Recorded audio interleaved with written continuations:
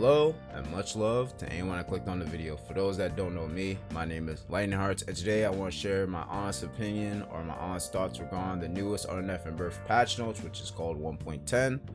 I'm gonna be upfront with y'all. I was very hesitant to upload a video like this because a lot of my reaction regarding this patch was negative, and I didn't want to seem like a hater towards Undeath and Birth, because if anyone really follows my channel, y'all know how vocal I can be about this game. So I was extremely conflicted on making a video like this because, like I said, a lot of things I like in this patch, but I don't agree with every single character necessarily getting a buff. So just to basically run down what French bread changed in this game is they nerfed the damage, which is a fantastic thing. I always said that Undeath and Birth became a 3-touch game for how much reward you get for having Vorpal, which gives you a 10% damage increase.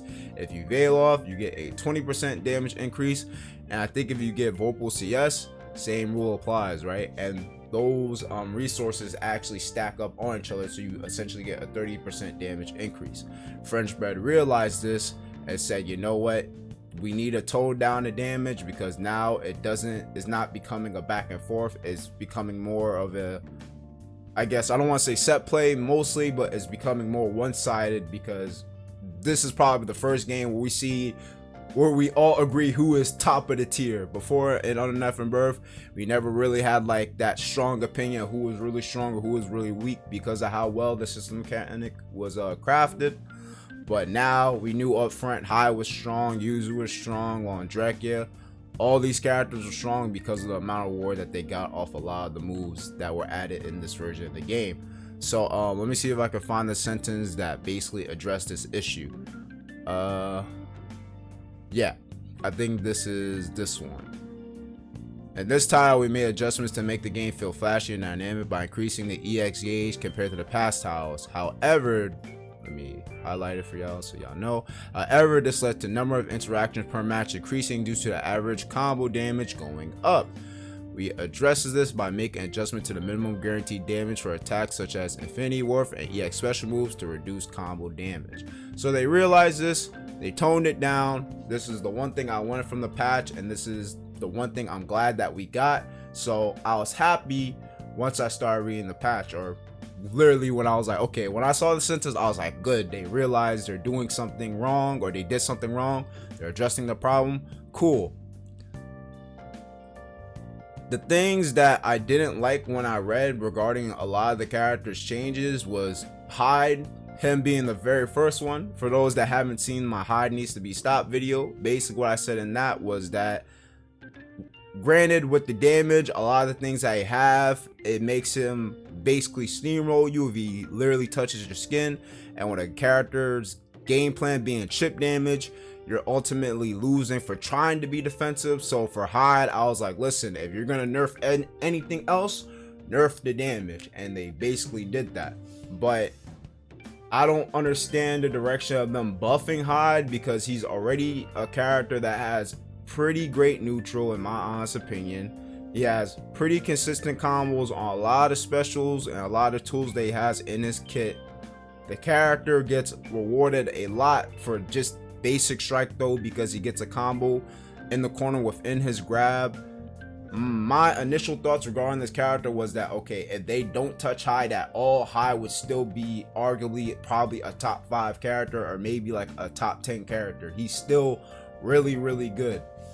When I read this one change on HYDE, the increased version of strict days, which is a FF for people that don't know, can be canceled into EX special moves, I flipped into a crazy rant, and I did not want to upload that video because I didn't want to come as a hater. But why is this character getting stuff like this is my honest, like, can anyone with a straight face look at me and say HYDE deserves to have this type of shit?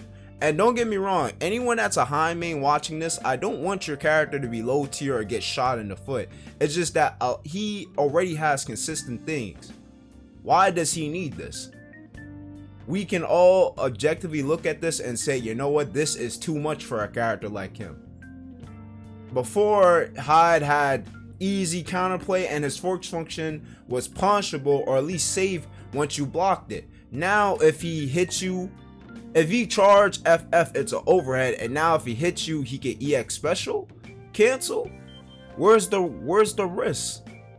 He has no risk now for basically going for moves that basically chip away your health. So at the end of the day, if he touches you, you die, and if you block, you're losing health. I don't think this is a proper change for a character like him.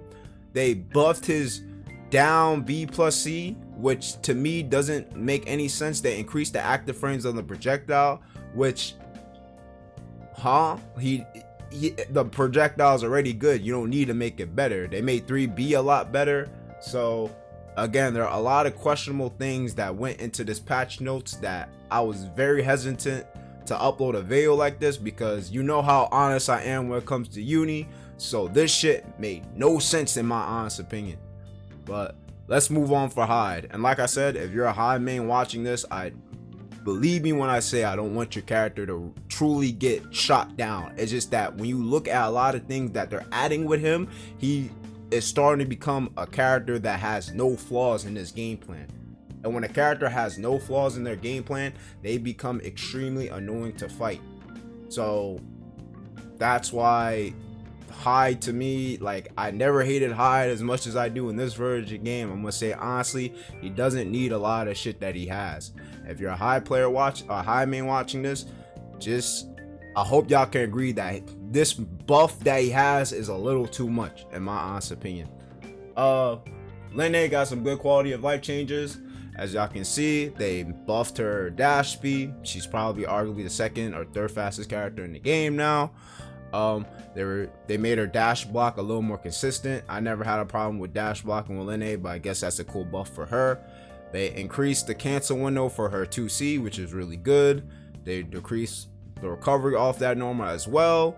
The J2B also has an increased hitbox, which is nice, and now she has an increased cancel window with 214. Great quality of life changes for Lene. Overall buff. Wallstein got buff.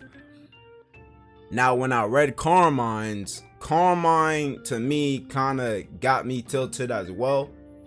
For people that don't know, Carmine's unique gimmick or unique trait is the fact that he loses health when he goes for his special moves. Mind you, he regains health when he grabs. He regains health when he goes for a command grab. And when Uni 2 first came out, they gave him a 5BB string, which he's able to link into a command grab to where he can recover his health. Now, when you read his changes, look at this sentence. 5BB can be cancelled to EX special moves on hit, leading into more damage as a starter as well, making it possible to include in combos to recover health. Why are you making a character that is supposed to be unique and supposed to have his own game plan in Underneath and Birth? Why are you making him feel like a regular character now? He already has other options to recover his health. Why are you giving him more options for that? And like I mentioned, they did nerf the damage, which is a great thing, but you're making a character that felt unique and that had to play a certain way. Now he doesn't feel that way, because now people are gonna find ways of going into, okay, 5BB, I recover my health, EX super, I recover my health. And when you think about the Vorpal mechanic in general and what the Vorpal trait is for certain characters, I think when Carmine gets Vorpal, he doesn't lose his health whatsoever. So now, since Vorpal recovers your meter and he can basically go for that option to recover his health, now he can play the life lead a lot better than other characters, from how I'm thinking about it. So I don't understand why they're making characters lose their identity. I think this one buff to him makes Carmine not Carmine, in my honest opinion. If you're a Carmine main watching this, I guess rejoice, because now y'all can go for different things to go for either damage or health recovery. But I always felt like that was part of Carmine's identity. You lose something to gain something. You lost your health to gain the plus frames and the set play, as well as your annoying neutral and space control. Why are you getting rewarded back for hitting your opponent if you're supposed to lose your health? That change don't necessarily make sense to me. So for me, CARMINE was another questionable change. Aurier, they nerfed her health. I don't know why. I don't think Aurier is not really that good in this version of the game, in my honest opinion. But they changed her, or they nerfed her health. They gave her a lot of different properties where 2 and 4. I guess this is utilized for combo routes. So this is, I don't really play Aurier as much, so if you're an Aurier main watching this, you'll probably find some different things. Gordo got some quality of life changes. I think they made a lot of his special moves have an increased hitbox, which is good for him, I guess. Makava, they made his combos seem more consistent, because all I'm reading is that increased opponent recovery after standing block. So a lot of his combos are probably going to be more of a, consistent now. Batista doesn't seem like she got anything other than improved recovery or improved frame data, in my honest opinion, and the fact that her DP now doesn't do this ambiguous ass going up, going down. For anyone that fought Batista, if you block her DP, she literally goes up, down, and you have to wait for that whole animation to be done for you to actually punish her. They address her in this patch, or in this version of the game. So as a Batista player, yeah, obviously it doesn't seem like y'all got that much, but I guess you take whatever you can take. Seth, his mix-ups got way more dumb. YUZUHIRA, Yuzu is another character that I don't understand why they changed. Why they nerf her down B plus C, but in all honesty, I don't think that her frontal hitbox got toned down, but I don't think that was the main problem with her. I think the problem was the fact that the move has no type of recovery. So if you throw out down B plus C, it's hard for you to kind of whiff punch it. So I don't know how big of a hit the frontal hitbox was, but if you still get hit with down B plus C, you still get a combo. You can still go into special moves, and I think this sentence means that she's able to go for more annoying shit in the neutral. Let me read this change now. This opens up potential options for her such as using the same quick draw move in rapid succession. So she's probably going to be extremely annoying in the neutral. And they reduced the recovery off her EX special move version, which is her 236C, where she throws the multiple slashes. They made the move a lot safer now on whiff, which to me doesn't make sense, because if you don't properly space out a lot of users' moves, you should get punished. So again, they're making a lot of characters not have any type of holes in their game plan to where the player has to cover them. They're making these characters seem more perfect, and I don't want French bread to go in that direction, because these characters are already asinine to fight when you're fighting a good player. Now the fact that these characters don't seem like they got holes in their gameplay is going to be extremely annoying to combat. Hilda, I'm gonna be honest with you, I don't think Hilda really got that much. I'm not a Hilda player, but every single patch notes I always read about Hilda, they always tone down her recovery. I think this is the same thing. Yeah, the recovery time has been reduced, so they always do this with Hilda. If you read the clear patch notes, or I think ST, they always reduce Hilda's recovery, so probably means that her shit is safer. Chaos got some good quality of life changes. Chaos will no longer lose health when Ozzy is attacked. This is really good, but again, he still gets destroyed by A normal, so depending on how much you have to lab Chaos or really utilize him, or Ozzy in general, this change is good for him, but it still might be a problem, because A normals can get rid of Chaos a means of controlling neutral. So they made his they made it to where he doesn't lose health. They made his dash B or dash C have an expanded upward hitbox. It could mean that he has essentially an anti-air now, I'm not sure. And they also sped up the new move that he got in Uni 2, which is his down B plus C, which is basically when he does the backflip. So this is essentially good for Chaos. And I think the attack hitbox for the last part of the EX special, which is his 236C, has been expanded upwards. I don't know what this really means. It can probably be utilized for different combo routes, but for people that don't know, if Chaos is not in a position to where he can kind of pressure when he does 236C, the gap where he slams his claws down, you can actually destroy him. So I don't really see this as necessarily a good buff for him, but I'm not too sure on that. Nase overall got buffed, but they reduced her health, so I mean, hey, even though they reduced her health, you got a lot of cool shit. They basically expand the attack hitbox upward for her her regular grounded 236A. So all these characters basically got buffed. I'm not gonna read the whole entirety of these notes, but essentially every single character got buffed in one way or another. Tsurugi got buffed.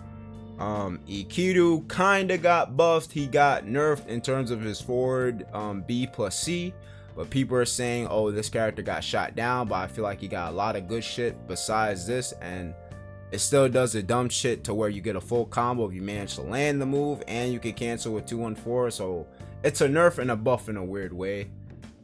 And Mika, I think Mika, out of all the characters, she necessarily didn't get no type of changes. Anyone that says that this change for Mika is really good, I don't know what y'all read, because Mika Clash can now be canceled with chain shift on whiff.